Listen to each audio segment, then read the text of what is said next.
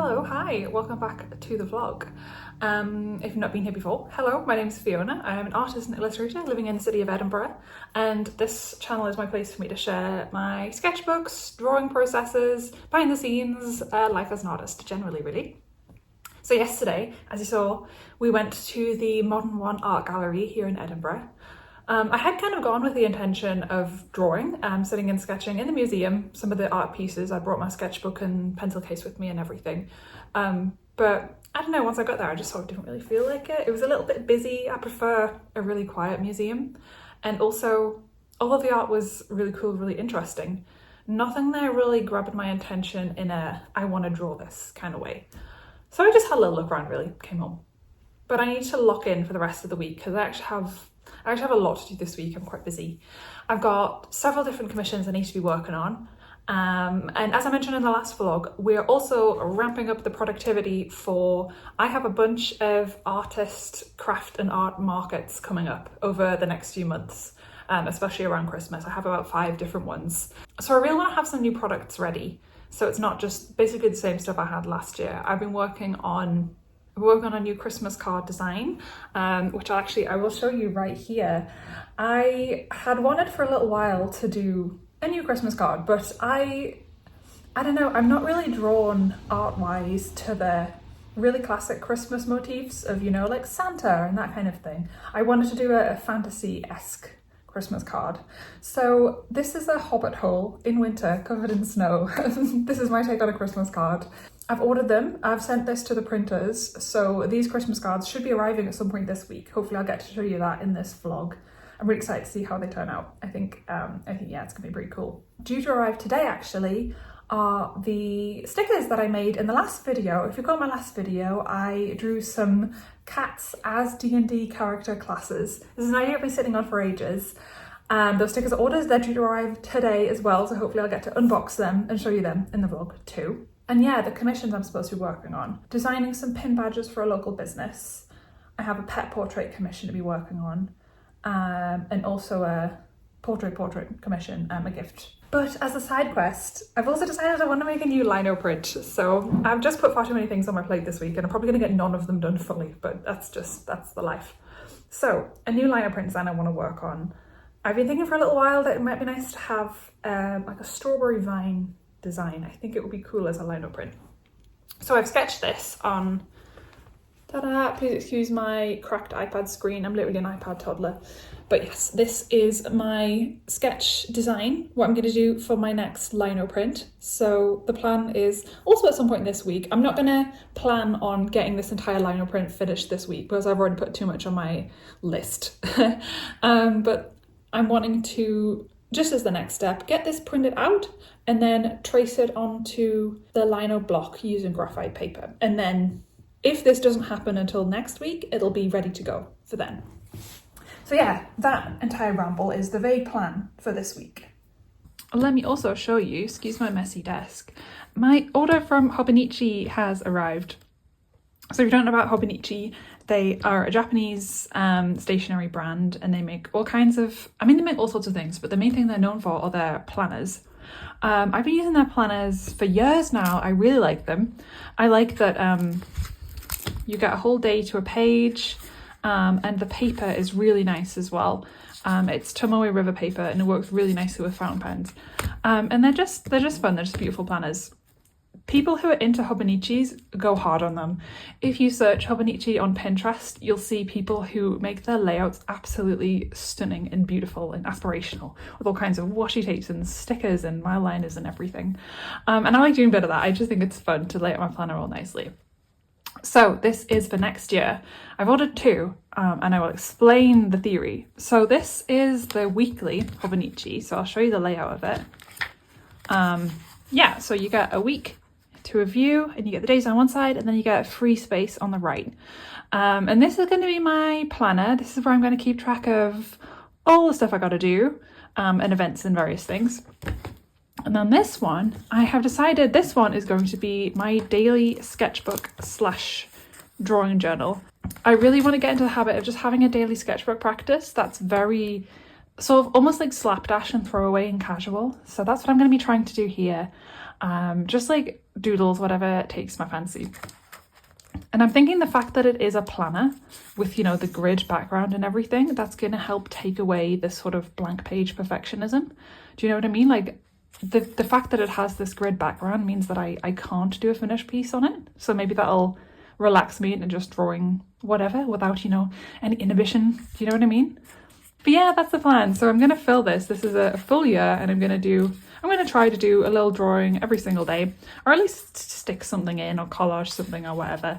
And I think this is going to be a really cool little thing to look back at in the future. The cover, by the way, they have different artists come in every year and do the covers. So this one, it's a sort of stamp-like design, is illustrated by Yumi Kitagishi. And then this one is art from an old children's book called The Little House by Virginia Lee Burton. And I like that. I mean, obviously it's a planner, but it looks like a little children's book. And yeah, I just think that looks really cute.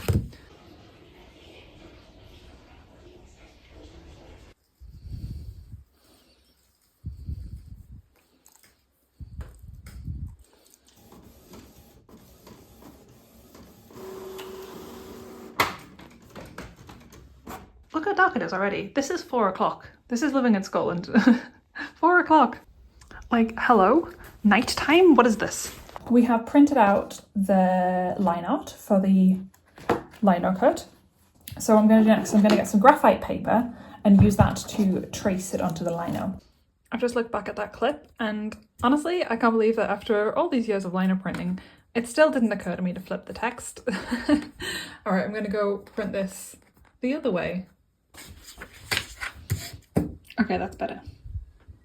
Guys, our sticker order has arrived. Ooh, hooray!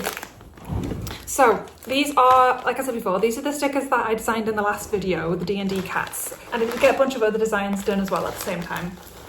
So I got my stickers made with sticker wrap. And one cool little thing they do is they always just give you a free sheet of little stickers to play with. Like, I didn't design these aren't mine, these are just freebies. Ooh, cool.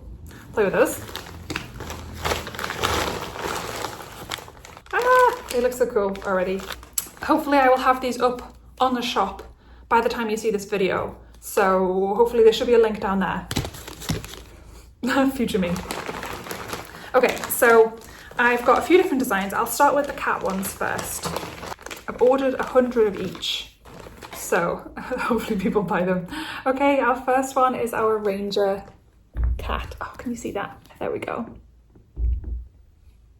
So if you want to see the process of me drawing these, like I said, they're D&D character classes as cats. If you want to see me drawing these, that's a previous video on my page. So he is a ranger, he's an archer, and instead of arrows, he pings scrunched up paper balls. Yay. Our next one is a bard. A lute is very hard to draw. But yeah, I'm kind of hoping that, I don't know, people like these as sort of like a self-identifying thing. Like if you're playing a campaign, if you always play a bard or whatever it may be, you can like have one of these stickers on your laptop to sort of like call out other D&D people. And yeah, be like bard pride or whatever. And our third one is a wizard. So his wizard staff, I was just going to give him a standard little staff, but then I thought it'd be really cute to make his staff a cat toy. So I don't know if you can make that out, but it's like one of those little plastic handled toys with feathers on the end. So that's it, and a little bell. That's his magic staff. Those are our little D&D cat stickers. Like I said, they should be available on Etsy by now. I'm planning to photograph and edit these nicely this week. Cool, awesome. So there are some more designs that I ordered at the same time. So I have a pin badge, very similar to this, and it has always been one of my most popular pin badges. So I thought, yeah, why not just do it as a sticker design, as a little book, and it says, I'd rather be reading. And our last one, this is a brand new design. I don't think I've posted this anywhere or shown this to anyone. We've got a moth. I wanted to use lime green and pink together in a colour scheme for something. Because I really like how they look together. For how much I love moths and how much I draw them, it's weird that I don't have moth stickers. So, yay, a little moth. But yeah, I can't nicely photograph these for Etsy listings today because, as I keep complaining, we've lost all the natural light. And I really like to have, yeah, nice bright daylight when I do product photos. So that will go on the to-do list for tomorrow. Okay, so this is a graphite paper. As you can see, I've used it for something before, but you can use it quite a few times before it wears out. So I'm going to lay a sheet of this on here and then, yeah, loosely lay that on top. I'll washi tape down the sides so it doesn't shift about. I'm going to just trace over all of this with a pencil, and just pressing down is going to transfer that graphite onto there. Let's do that with a snazzy transition. There we go. Kind of.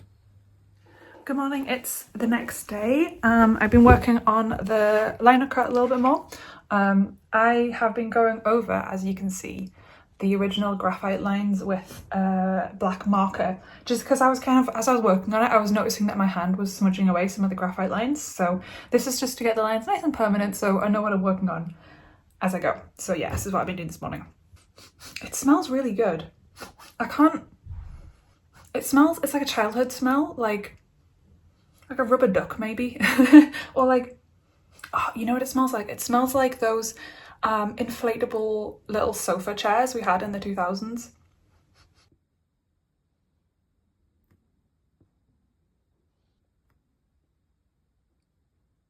You're such a good boy. You keep me company in here, don't you? I gotta set that aside for now though, because that is more like a fun thing. That's not the priority. The priority is this pet portrait commission. So he is going to be a grey poodle. As you can see, I've gotten really far along with it. I'm clearly concentrating very well today.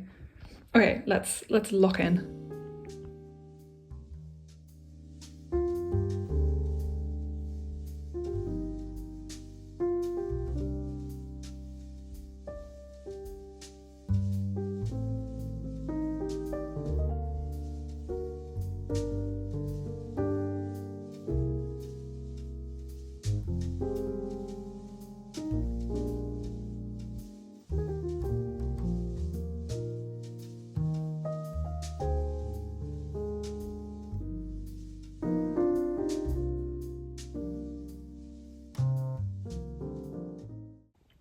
By the way guys, I have really gotten into using a Pomodoro timer for working lately. I used to do this all the time when I was at uni and kind of got out of the habit of it, but I'm back at it again and I'm remembering why I liked it so much. It really, really does work. If you're not familiar with the Pomodoro concept, it's a timer that you work for 25 minutes and then you get a 5-minute break, which is, I'm talking to you now. It's half-an-hour blocks, 25 minutes work, 5 minutes break, and then cycle around on and on and on for as long as, you know, you need to go. And although, you know, on paper, you're spending 10 minutes out of every hour having a break, you know, I'll go into the kitchen, I'll get a drink, I'll just walk around the flat and mess about. It makes you so much more productive because those 25-minute bursts feel like a sprint, and it feels like really easy to concentrate because you can tell yourself, oh, I want to Google that random thing, or oh, I should go get that from the other room. But you see the timer and you're like, no, I've only got, you know, 20 minutes, I'll just get through it and then I can go do those things. Yeah, it's a real productivity hack. I'm on this website, pomofocus.io, but there are loads of different timers. You can just Google it and there's apps as well. Here's where we're at the 25-minute mark. So as I say, I've done 25 minutes. So we've sketched the outline, kind of started to plan out maybe a bit of the flowers. And I'm going in with the 6B pencil on Briggait and I am defining his curls. He's a poodle, this one. I've never drawn a poodle before, but I'm thoroughly enjoying it.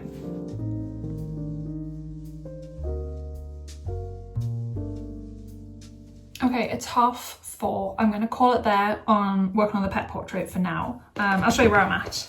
Again, sorry for the screen kaleidoscope stuff. I really need to get my phone screen fixed. But yeah, so he's a poodle. He's very cute and he has been very fun to draw. So I've got the flat colours down. Maybe later tonight or tomorrow morning, I will try and get him all rendered and finished. The reason I'm starting kind of early is I need to make an early dinner because after dinner I am going to life drawing class.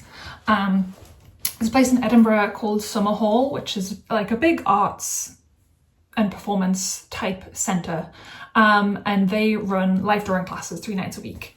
I've been going on and off to this one for years. It's really, really good. It's held in an old Victorian lecture theatre with banked round seating, and then the model sits in the middle. I'll take you with me, I'll take the vlog with me. Obviously I won't be able to film during the class for obvious reasons. The model is a naked model, it's a life drawing. But I'll show you, you know, the venue, the setting, and I'll take my sketchbook and everything like that. Okay, as for art supplies to take with me, excuse my disgusting messy desk. So, for life drawing I mean, I don't take my sketchbook. I know some people like to use much, you know, bigger paper for life drawing. I see people with like big A3 and A2 pads, but I just like a compact little sketchbook. I don't know, I'm just used to drawing in A5 or like at most A4 size. So I'll take that. And materials wise, I think I'm going to go for my classic combo of water-based markers with coloured pencil over the top. Yeah. So what have I got in here? I've got dark blue, dark purple, and then yeah, that should be good to keep it simple really.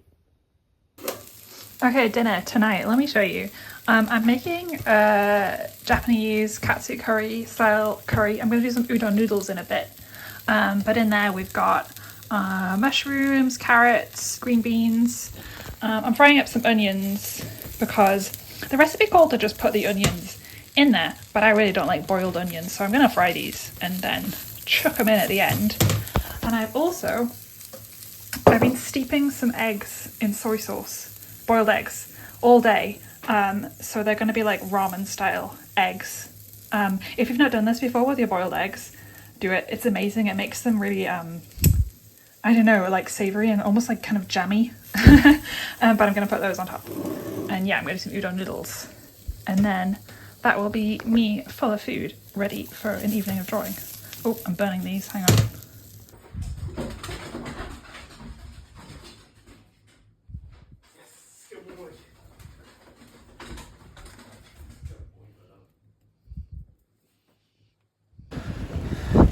Alright, let's go. It's absolutely grim tonight, so I've got the brolly. I slightly wish I'd stayed in, but no, it'll be good.